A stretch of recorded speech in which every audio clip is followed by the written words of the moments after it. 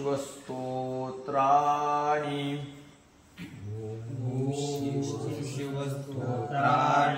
शिवमानसपूजा रत्नैकल्पितमासनं हिमजलैस्नानं च दिव्याम्बरम् नानारत्नविभूषितं मृगमदा मोदाङ्कितं चन्दनम् जाति चम्पकबिल्वपत्ररचितं पुष्पं च धूपं तथा दीपं देवदयानिधे पशुपते हृत्कल्पितं गृह्यताम् रत्नैकल्पितमासनं हिमजले स्नानं च दिव्याम्बरम्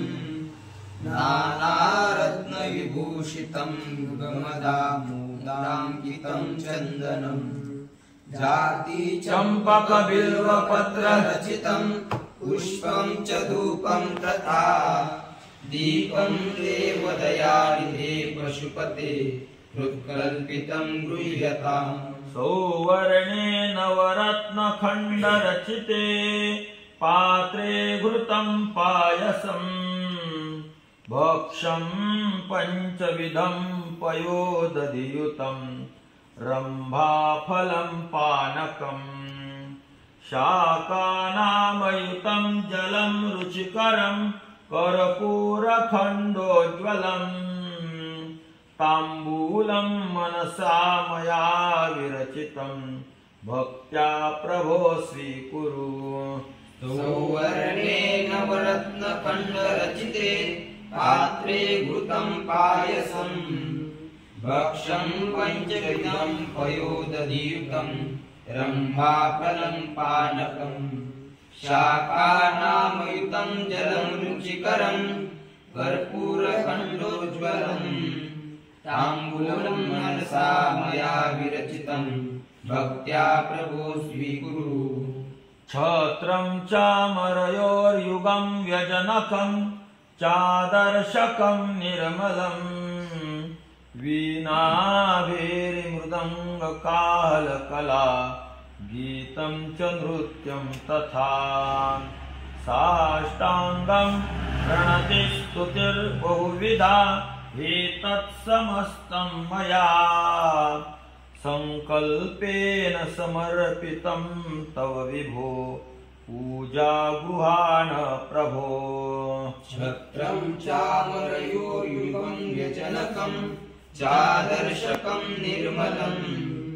वीणाभेरिमृदङ्गकालकला गीतं च नृत्यं तथा साष्टाङ्गं प्रणतस्तुतिर्बहुविधा एतत्समस्तं मया संकल्पेन समर्पितं तव विभो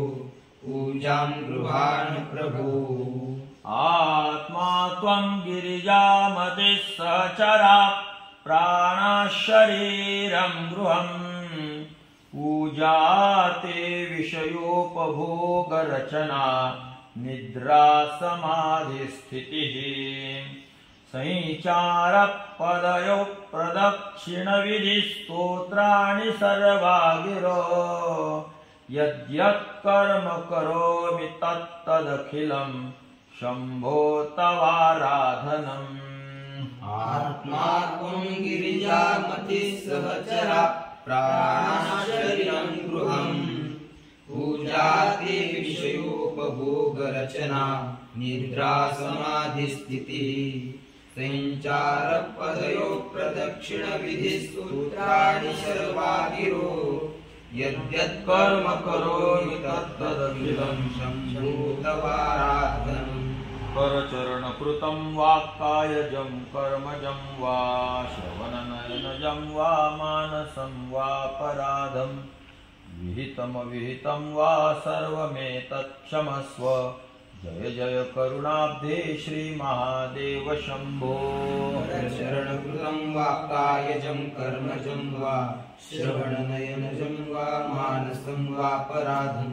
विहितं विहितं वा सर्वमेतत् क्षमस्व जय जय करुणाब्धे श्री महादेव शंभो। इति श्रीमत्शंकराचार्य विरचिता शिवमानस पूजा समाप्ता। इति श्रीमच्छंकराचार्य विरचिता शिवमानस पूजा समाप्ता।